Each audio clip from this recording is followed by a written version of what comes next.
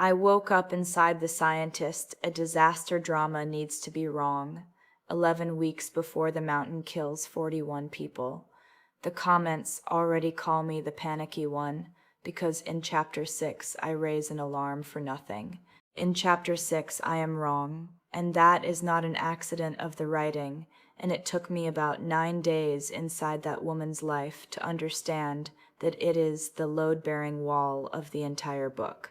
I arrived on the 4th of January in a monitoring room at 4 in the morning, with a cup of tea going cold beside a keyboard and 11 screens in front of me, and the first thing I saw was not the screens, it was the air above them.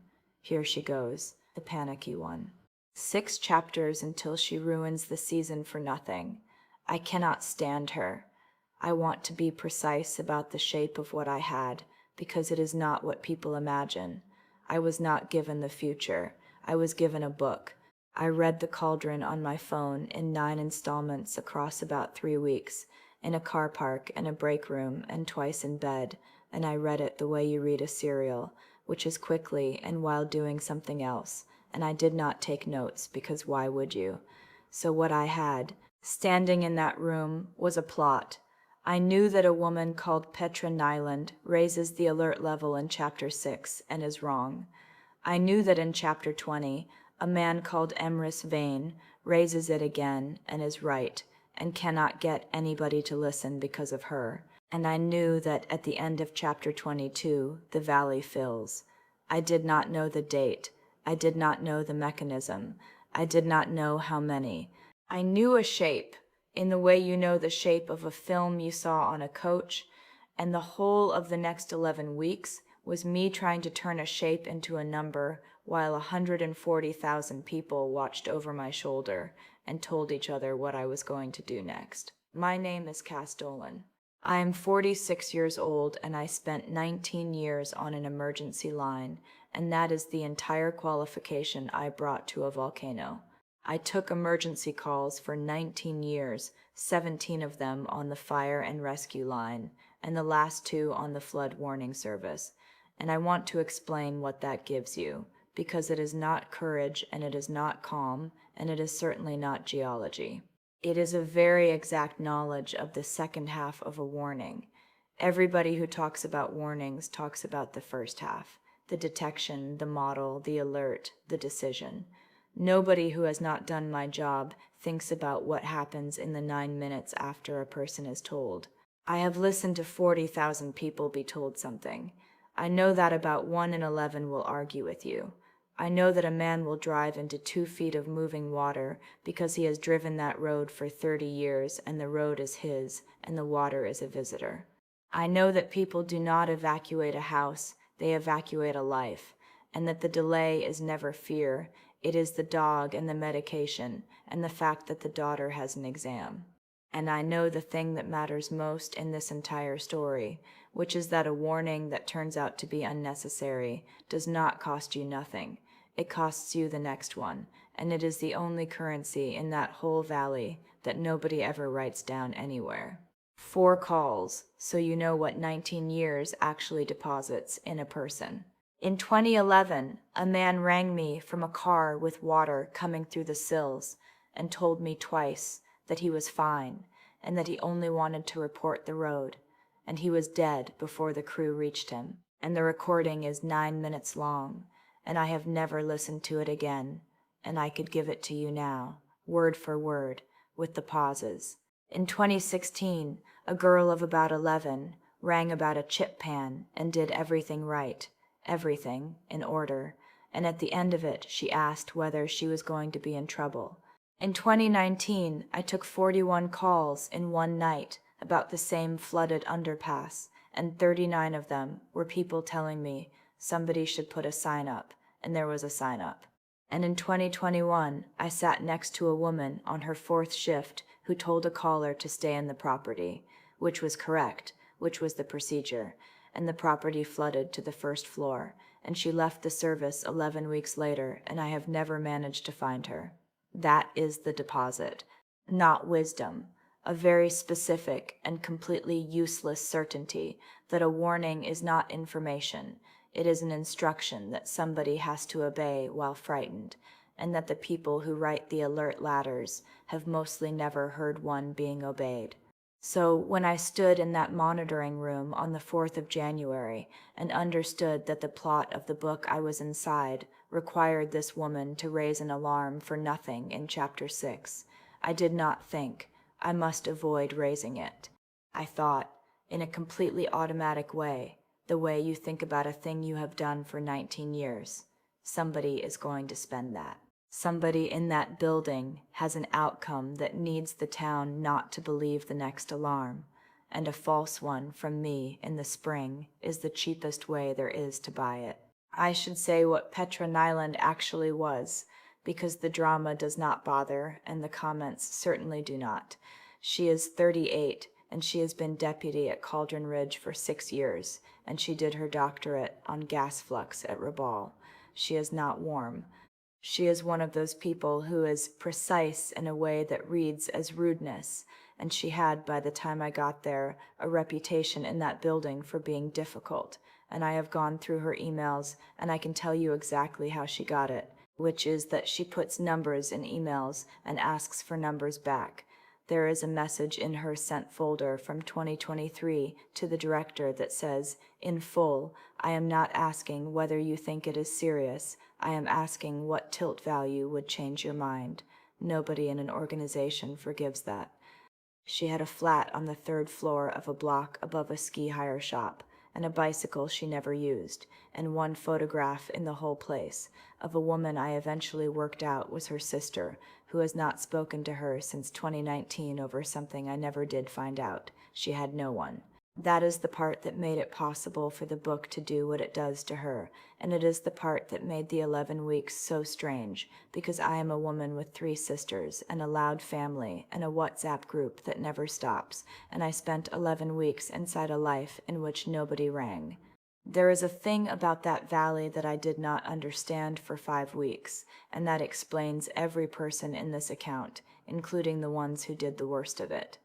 Nobody there is stupid, and nobody there is reckless. They live under a mountain that has killed people 4 times since 1740, and the way a human being survives living under a mountain is not vigilance, because vigilance for 40 years is not available to anybody. It is a story.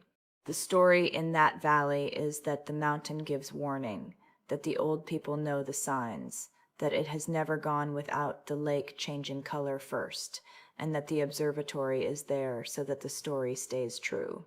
And the observatory, over 6 years, had quietly become the thing that maintains the story, rather than the thing that tests it, and the tell is small, and I found it in the first fortnight. The alert ladder had been revised 4 times since 2016, and every single revision moved a threshold up. Not one moved a threshold down. 4 revisions, 11 thresholds touched, all in the same direction, each one individually defensible, each one signed off by a committee, across 9 years. Nobody in that building ever decided to endanger anybody. They made 11 reasonable decisions in a row, in one direction, over 9 years, and at the end of it there was an alert ladder that could not be climbed in a season, and not one of them could have told you which of the 11 was the wrong one, and neither can I. The mountain, briefly, because you need 4 facts and no more. Cauldron Ridge is a stratovolcano above a valley with a town of 9,000 people in it, and the town lives on a season, 11 weeks of snow and then 11 weeks of walkers, and the rest of the year it is 400 people and a petrol station. The hazard is not lava, and it is never lava. It is a lahar, which is what happens when the crater lake or the snowpack goes down the valley mixed with everything the valley has at 40 miles an hour with the density of wet concrete. And the reason a lahar kills people is that it arrives 11 minutes after the thing that caused it, and there is no outrunning it in a car. There are 4 monitoring streams that matter: seismicity, ground deformation, gas, and the lake. And there is an alert ladder from 1 to 5, and moving from 2 to 3 closes the Upper Valley Road, and closing the Upper Valley Road ends a season, and a season is 31 million in that valley, and every single person in that observatory knows the number. The alert went from 3 to 2 on the 8th of March. That is the fact that the whole thing turns on, and I want to put it down flatly before I say anything about what it means. On the 29th of February, the alert was raised to 3, correctly, on a swarm of 1,100 volcano-tectonic events and 4 centimeters of inflation on the north flank. On the 8th of March, it was taken back down to 2, on a decision minuted as reflecting the reduction in seismicity over the preceding 72 hours, signed by Director Wynn Tarrow, and the seismicity had reduced. That part is true, and I have never once said otherwise. What the minute does not say is that the gas flux had gone up by a factor of 9 over the same 72 hours, and that a fall in seismicity with a rise in gas is not a system calming down. It is very often a system that has opened a path, and that Petra Nyland said so in the meeting, and that the minute records her as noting a divergence in the data sets. Noting a divergence. I was not there. I want to be honest about that, because I have had this thrown at me, and it is a fair throw. The 8th of March happened 5 weeks after I arrived, and I was there, in that body, in that room, and I said what Petra would have said, and I said it badly, because I am not a volcanologist, and because when Emrys Vane asked me what tilt value I would want to see before I was satisfied, I could not answer him. He is not a villain. He asked a completely reasonable question of a woman who could not answer it, in a room where 4 other people had been waiting years for somebody to ask her one. And then I did the only useful thing I did in 11 weeks, and I did it at 11 o'clock that night, on my own, in a flat above a ski hire shop, and it took me 40 minutes. Seismic data leaves the mountain on an open stream. That is a fact about the modern world that almost nobody outside the field knows, and that changes everything about this story. The broadband seismometers at Cauldron Ridge are part of an international network, and the raw waveform data goes out in near real time to a data center in another country, and is archived there permanently, free, publicly, in a format anybody can pull. And the same is true of the continuous GPS and, since 2022, of the gas spectrometer. Nobody in that valley owns those numbers. The observatory can decide what the alert level is. It cannot decide what the mountain did, because the mountain has been broadcasting to 11 countries the entire time. So on the 8th of March, at 11 at night, I did not write a report, and I did not send an email. I opened a browser, and I pulled the archive for the preceding fortnight, and I made a plot with 4 traces on it, and I saved it, and then I did the thing that mattered, which is that I emailed it to 4 people outside the country. A woman in Iceland, whose paper Petra had cited 9 times, a man at a French institute, a colleague in Chile, and the network's own data center, with a 1-line question about a timestamp discrepancy that I had invented as a pretext, and that was, to my considerable embarrassment, real. I did not ask any of them for anything. I did not say the alert level had been lowered. I sent 4 scientists a plot and a boring question on the 8th of March at 11 at night with a timestamp on it, and every one of those emails is now an exhibit. Sunniva Kess came to the flat in the April. She is the observatory's community liaison. She is 29. She grew up in that valley, and her mother runs the hotel by the lower bridge, and she is the emotional one in this, and she is also the only person in the entire book who has never once done anything dishonest. She came up the stairs with a box of pastries from her mother's kitchen and sat on the arm of the sofa because there is only one chair, and she said, "I need you to hear something from me, and not from Wynn." She said the board had asked her to prepare a communications plan for a possible return to level 3, and that in the course of it she had done the thing nobody had done, which is that she had rung round 11 businesses and asked them what a road closure in the season would actually mean. And she had the numbers, and she had brought them, and she went through them, and it is the single most effective piece of persuasion anybody used on me in 11 weeks, because it was all true and none of it was an argument about the mountain. The hire shop under my flat employs 4 people and would not open again. The hotel has 11 staff and a loan. The school roll is 140 and drops below the threshold at 120, and there is a threshold. And then she said the thing that got through, and she said it kindly, sitting on the arm of a sofa with a box of pastries open between us. She said, "Petra, you have been here 6 years, and you have never once come down to the town," which was true of Petra and true of me, and which I could not answer, because I had spent 5 weeks in that valley, and I had been in the town precisely 4 times, and 3 of those were the petrol station. I said the only thing I had. I said, "Sunniva, what is the plan for the upper valley if it goes at 3 in the morning?" And she said there was an evacuation plan. And I said, "I know there is a plan. I have read it. It has a muster point on the wrong side of the river." And she looked at me for a while, and then she said, "Then why hasn't anybody said that?" And I said, "I did. In November. It's in the minutes as a note. Nobody in that town has ever forgiven me, and I have never blamed a single one of them. Because from where Sunniva Kesk was sitting on the arm of that sofa, I was a woman who had cost them a season once already, and was about to do it again, and there was no sentence available to me that did not sound exactly like that. They came at me in the April, 12 days after Sunniva, and it was Wynn Tarrow, and it was done in the kindest possible register, and it was the most dangerous thing that happened to me in 11 weeks. He asked me to his office and gave me a coffee and told me that he had been thinking about my workload. He said the deputy role had never really been defined properly, that I had been carrying the instrument contracts and the alert ladder review and the schools program, and that he wanted to take the alert ladder review off me and give it to Emrys so that I could concentrate on the science. Concentrate on the science. It is a beautiful sentence, and there is no answer to it.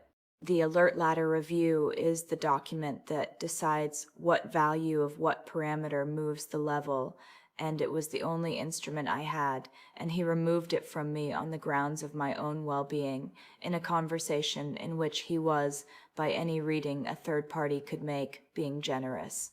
I said, "Thank you. What else is there?" And then I went back to my office and did the only thing left, which is that I wrote him an email confirming the conversation in 4 lines, warm, thanking him, and setting out what I understood the change to be and the date it took effect. He replied, "Yes, that's right. Thanks, Petra." That email is the reason the inquiry knew who held the alert ladder in April and May, and it exists because a call handler learns in her first month that the only thing that survives a shift is what you typed at the time. The lahar came on the 19th of May at 20 past 4 in the afternoon. I am not going to describe it. There are 11 weeks of my life in that valley, and about 4 minutes of it that I will not put into a story that people listen to on a bus. 41 people died, 26 of them at the lower bridge, and 9 of them on the upper valley road, which was open, because the alert was at 2, and 2 is open.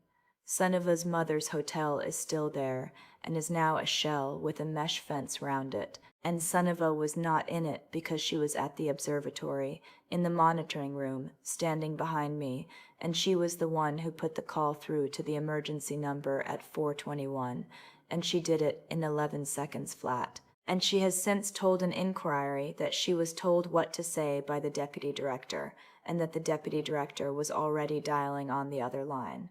That is true. That is the only useful thing I did on the day, and it saved nobody, because 11 minutes is 11 minutes. Thank you for listening to Channel Crystal Novel. And then the 3rd act of the book started, and the 3rd act of the book is not about the mountain at all. The novel's chapter 20 is Emrys Vane raising the alarm again in the 2nd week of May and not being believed, and that is roughly what happened. The novel's chapter 22 is the valley filling, and the novel's last 4 chapters, which I had read on my phone in a break room in another life without paying attention, are about the inquiry, and they are the reason I knew what was coming, and they are the reason I spent the whole of that summer doing nothing at all in public. The inquiry sat in the assembly hall because there is no courthouse in that valley and because 1,100 people wanted to come, and it sat for 19 days across the autumn with a panel of 3 and a chairman who was a retired judge from the capital. And the case that was put, and it was put well, and it was put by lawyers acting for the observatory's parent body, is the case the novel makes, that the science was genuinely uncertain, that reasonable specialists differed, that the alert level decision on the 8th of March was taken on the basis of the seismicity, which had in fact fallen, by people acting in good faith, and that the reason the second warning in May did not carry the town is that the town's confidence in this observatory had been damaged by an earlier alarm which had proved unnecessary, and here the lawyer turned a page and named it, and the earlier alarm is the one in the 3rd week of January, 5 weeks before the 8th of March, which the drama calls Chapter 6, and which is the one where I am wrong, except I did not raise it.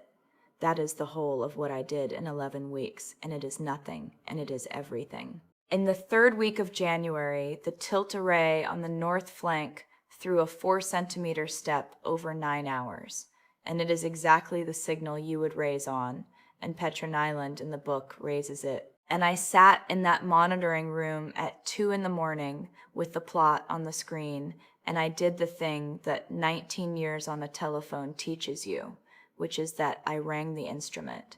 I rang the contractor who maintains the north flank array, and I asked him one question, which was when the station was last serviced, and he said the 16th of January, and I asked what they had done, and he said they had reseeded the mount.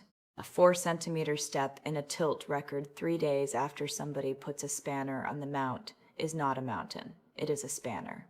So I wrote it up as an instrument artifact, and I circulated it, and the alert stayed at 2, and 11 people in that building thought it was the first sensible thing Petra Nyland had done in 6 years.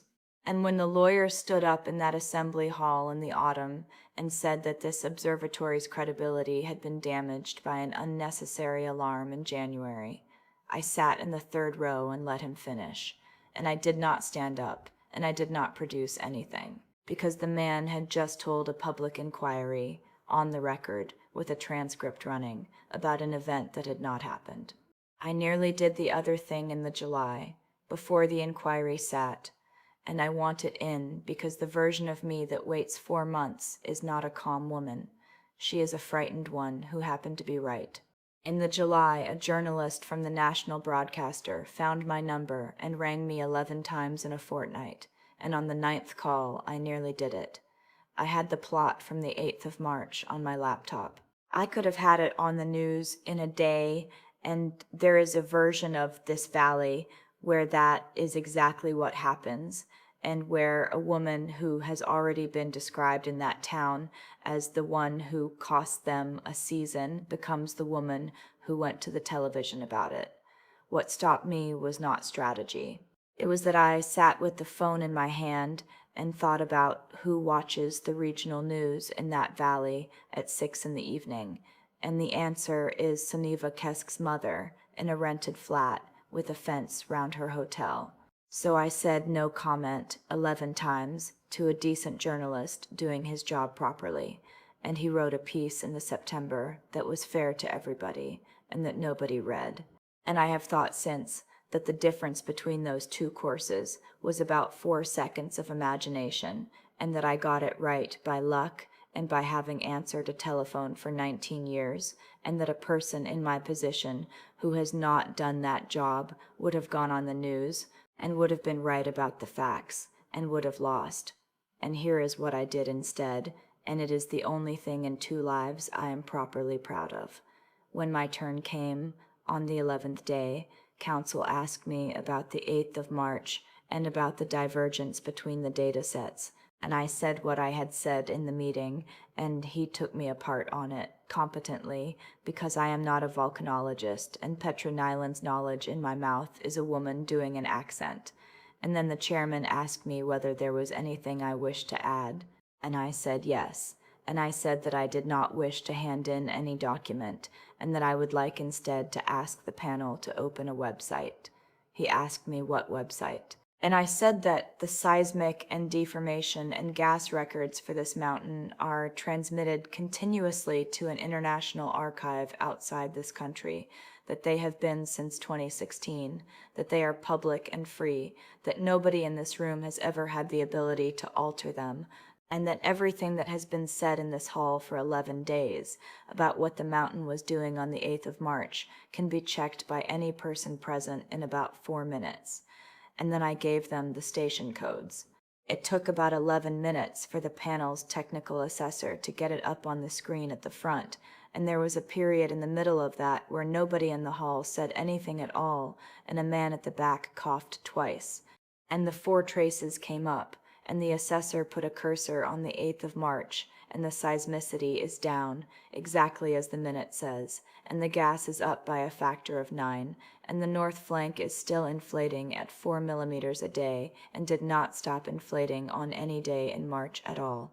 And the chairman said to council, not to me, this was available throughout, and council said it was, and the chairman said, then why have I spent 11 days being told about it rather than shown it? Which is the only sentence from 19 days of that inquiry that anybody in the valley still quotes. The report came in the second winter, 14 months after the lahar, and it is 211 pages. It finds that the reduction of the alert level on the 8th of March was not supported by the totality of the monitoring data. It finds that the decision log entry for that date was amended on the 9th of June, 4 months after the event, and that the amendment inserted the words following review of all datasets, which were not in the original, and that the original is recoverable from the system's audit trail, which is the one part of the whole business I had nothing to do with, and which the panel's own forensic people found in a fortnight.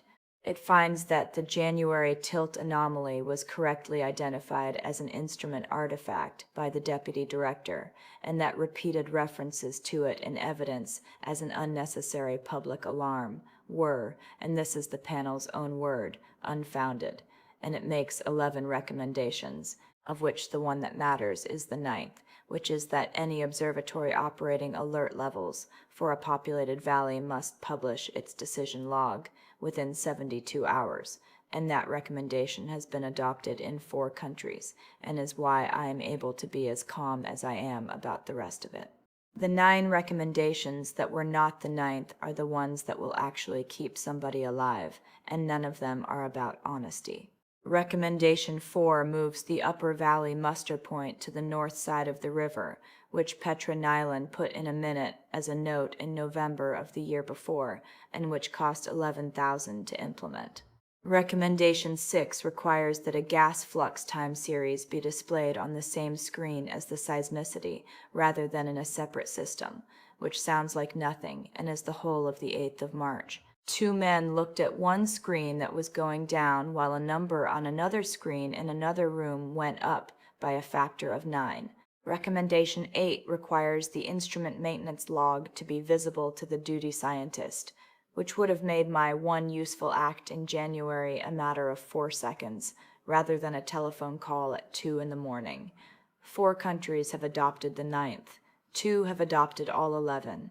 And an observatory in a country I have never been to wrote to the panel to say it had reviewed its own alert ladder against the report and found the same divergence rule missing, and had changed it, and that letter is an appendix, and it is 4 paragraphs long, and it is the only page of 211 that I have printed out. Wynn Tarrow resigned before the report and was not prosecuted, because a lowered alert level is a judgment, and judgments are not crimes. And the amendment of the log in June was referred and went nowhere, for reasons that took a letter of 4 pages to explain to me, and that I understand and do not accept. He is 60, and he consults. Emery's vein was found to have acted properly throughout, which is correct, and he is the director now, which I have complicated feelings about, and which is probably the right appointment. Sunniva and I are what we are. She lost her mother's hotel and did not lose her mother, and she was the one who put the call through at 4:21, and there is a version of the 19th of May in which she blames me for the 8 weeks I spent not persuading anybody, and she has never once gone near it. What she did instead, in the second spring, is that she asked me to come to a meeting of the Valley Traders Association, which is about 40 people in a function room, and stand at the front and take questions for an hour. And I did, and it was the worst hour of the second year, and a man whose brother died on the Upper Valley Road asked me why, if I had known in March, I had not stood in the road myself and stopped the cars. And the honest answer which I gave him is that on the 8th of March I did not know what was going to happen. I knew that a number had gone up by a factor of 9, and that the people who could act on it had decided not to, and that there is no version of a woman standing in a road on the strength of that. He said, "There is, if you are right." And I said, I was right. And he said, aye. And then he sat down, and Sunniva got everybody a tea, and that was the meeting, and I have been to 4 more since. And the book, that is the part nobody expects, and the part that I think about most. The Cauldron was published while I was inside it, which is a sentence I have stopped trying to make sense of, and it is still in print, and chapter 6 is still chapter 6. 400,000 people have read a novel in which a difficult woman at an observatory cries wolf in January, and 41 people die in May because of it. And the inquiry that found that event unfounded is 211 pages of a government website that 900 people have opened. That is the actual arithmetic of a reputation, and I would have told you it was obvious before, and it is not obvious until it is yours. The comments left in the end over about a year, the way they always do. They turned first in the autumn of the inquiry, and there was a stretch of about 6 weeks where they were kinder to me than any human being in that valley, and then the story ended, and they went where the stories go. The last one I remember came up during the assessor putting the cursor on the 8th of March, and it said only, wait, it was on a website, which is, I think, the entire moral if a thing like this has one. It was on a website. It was on a website the whole time. And it was on a website in January and in March and on the 19th of May. And not one person in that valley or that observatory or that novel ever opened it, because everybody in the building already knew what the mountain was doing, and the question in the room was never what the mountain was doing. It was what a season is worth. I am still Petra. Dolan is presumably still on a telephone somewhere, or is not, and I have made my peace with not knowing. I went down to the town. That is the thing I did in the second year that Petra Nyland never did in 6, and I did it because Sunniva asked me to, at the memorial, in front of her mother's fence, and I have been going down every week since, and I do the schools now, 40 minutes on what a lahar is, and what 11 minutes means, and where to run to, and the children are 9, and they are very good at it, and they will be 40 in 2060, and one of them will be standing in a monitoring room somewhere. So here is what I want to know from you, since you have been reading over my shoulder the whole way, and I know precisely what that feels like now. Did she go far enough, or was she still too merciful? Comment justice if the ending was perfect. Comment harder if you wanted an even colder revenge. Your comments decide how ruthless the next ending should be. Like and subscribe if you want to be here for the next one.